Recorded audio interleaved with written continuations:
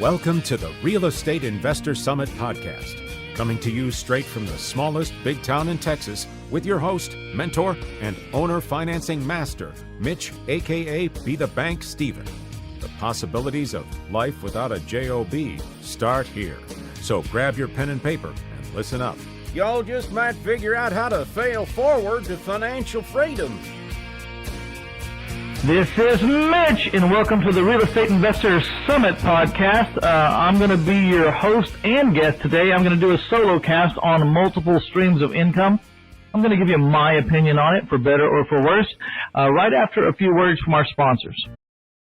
All right, this is Mitch, and we're back. I'm going to be talking to you about multiple streams of income. This is a catchphrase that we hear over and over in this creative real estate investing arena, and it can be good and it can be bad. Of course, it's ultimately good, but you want to make sure that we don't get off chasing too many things and not be good at anything. The hardest thing that an entrepreneur will ever do is to find one good idea and finish. So let's make sure that we don't get the shiny object syndrome and try to get into too many things to where we're spread so thin.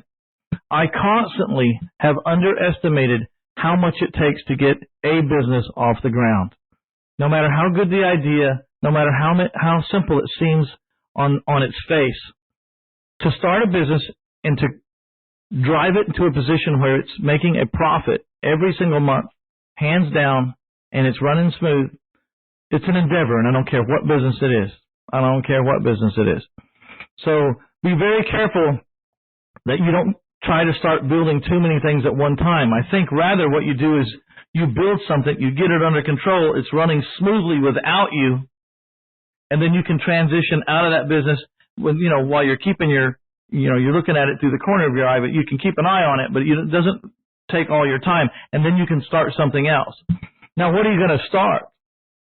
It needs to be kind of related to your core business. At least it would make it a lot easier. If the secondary business or the extra business that you decide to add on to your core business is somehow related to the core business. For example, I started out just trying to buy and sell houses. I later honed that down into a strategy where I buy houses with other people's money and I sell those houses with owner financing, meaning I take a down payment and I collect mortgage payments for the next 20, 25, 30 years. I got really good at that. And then I took some time to go learn how to systematize that. While we're on the subject, when I went to go learn to systematize it, I dropped from 100 houses a year down to 30 houses that year. And because I had to take a lot of time, and I was pretty much a one-man show, I had to take a lot of time to just work on the systems and work on systematizing. But I finally got it to where my house buying and selling business was running virtually without me, pretty much without me. The last 300 deals I bought didn't see the houses. Last 300 buyers that bought my houses, I didn't talk to any of them. Don't even know who they are. I could see their names on a spreadsheet, but I don't know them. Along the way, I got so good at raising private money that I had too much money.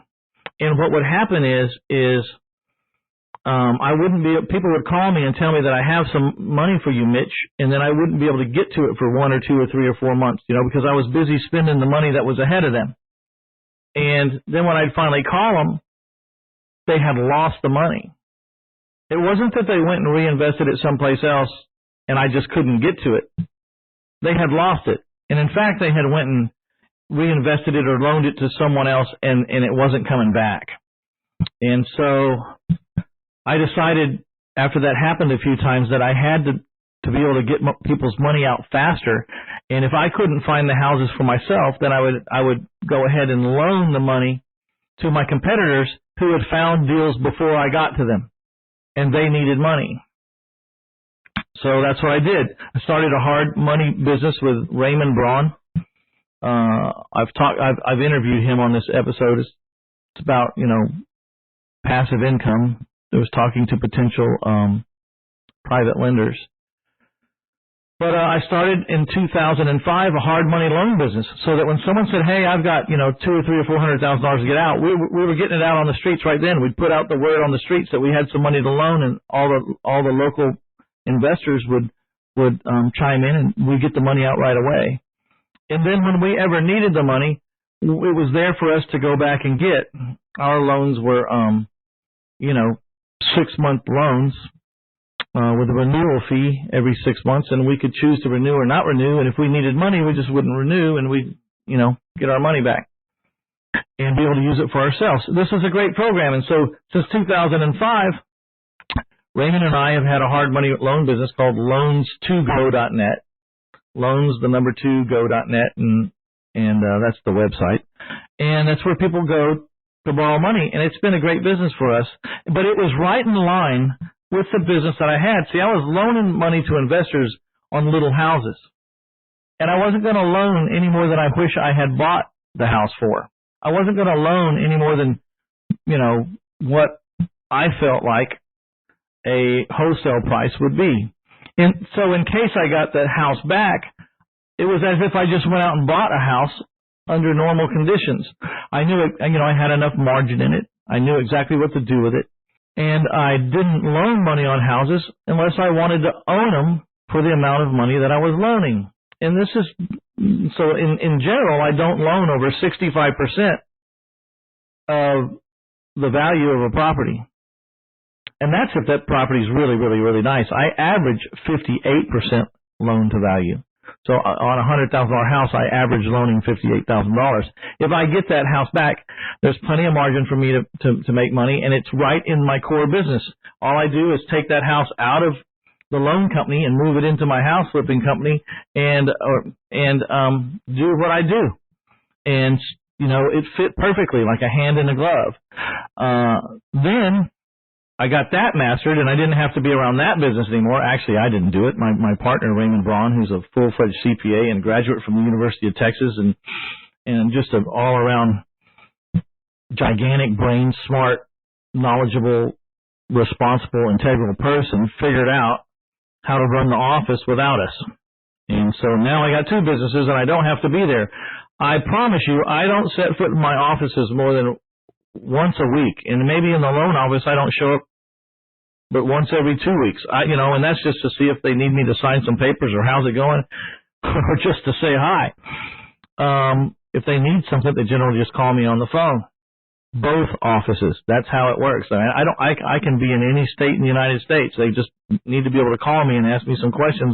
Business runs pretty much without me, though.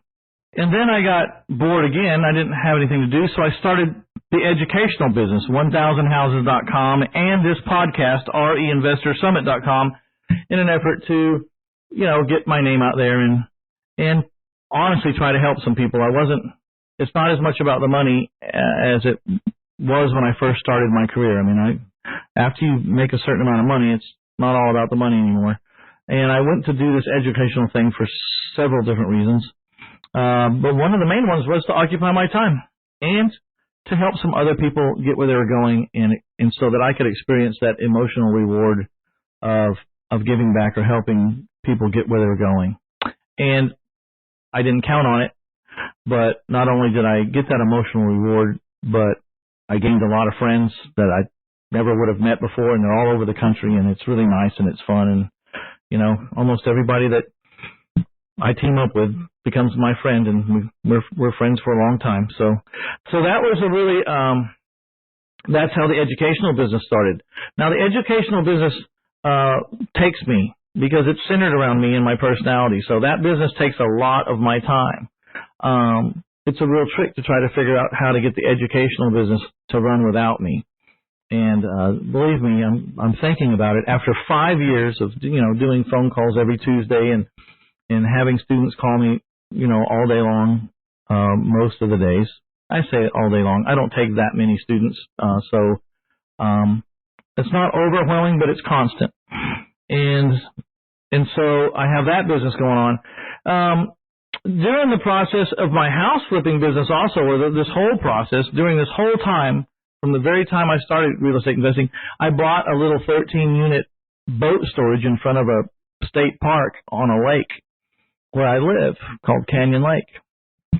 And I bought 13 units, and I thought they were kind of cool. They were just corrugated aluminum, a 3-sided building with doors on the front side, on the fourth side, and then it had chicken wire in between, and they were 10 by 25s, and they were 8 feet tall, and you could park 13 boats, each one in a little separate stall with its own door.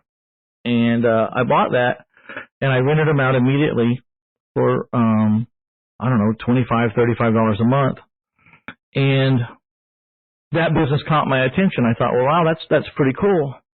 It's different. It's a form of rental, but it doesn't have sheetrock carpet, windows, hot water heaters, plumbing, any electric to speak of. It just doesn't have a ton of the liabilities that a house has. And plus the resistance when someone doesn't pay and something has to happen, the resistance was low. I mean, people have no problem moving out of your boat storage, as opposed to, I'm going to take the wife and the 3 kids and we're going to move out of that house and change school districts and relive somewhere. That's got a lot of resistance. Not to mention the fact that in the boat storage business, I could double lock or lock up their boat, and I could threaten to take their boat if they didn't pay me. I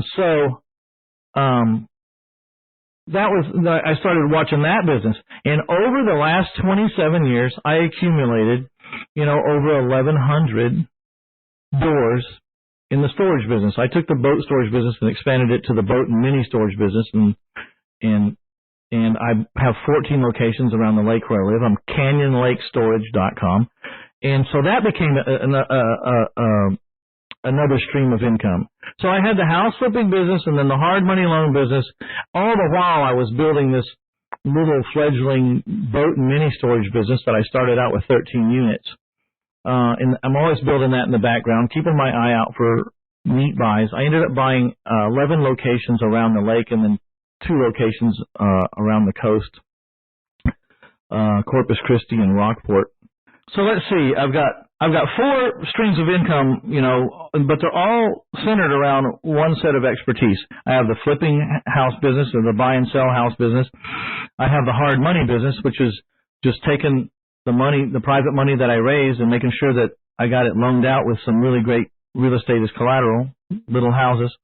Then the whole time in the background, I was working the storage business, and that was an easy one to get to run on its own. And then out of boredom, I started the real estate or the creative real estate educational business, which takes most of my time. And then there's this other business, and it's not really related. It's not related to my expertise, but it's related to what I want to do with my success or my leisure time and my excess finances. Because I like to travel. And so I was talking to my CPA, and I said, well, so what are some of the biggest expenses I have? He says, well, the one that jumps off the chart is your travel expenses, but you can't write that off. And I said, well, somebody writes off travel expenses. How do they do it? He says, well, you'd have to have a business where you were in the travel business. I thought, well, I'm not going in the travel business. And then I started thinking about it, because I was spending $20,000 to $30,000 a year, and I really did want to write it off. And if I could, but what was I going to do? Be a travel agent? And then I just started looking for business opportunities under the keyword travel, and then I started seeing. And I appreciate you all, love you all. Thank you so much for sticking with me. If you really want to do me a favor, please post one of these episodes on your Facebook or share it, or go give me a 5-star review at iTunes or Stitcher. That's how you can really help me if you want to, because I'm not famous and nobody knows who the hell I am. And the only reason anyone listens to me or discovers me is because of fine people like you who spread the word. And without you, I don't go anywhere. So thank you very much. This is Mitch Stephen with the Real Estate Investor Summit podcast, and we're out of here. You've been listening to the Owner Financing Master, Mitch Be the Bank Stephen, on the Real Estate Investor Summit podcast. Let us now blatantly and without apology bribe you towards financial freedom by offering you a whole bunch of free stuff. Go to reinvestorsummit.com and get you some. And you all come back now, you hear?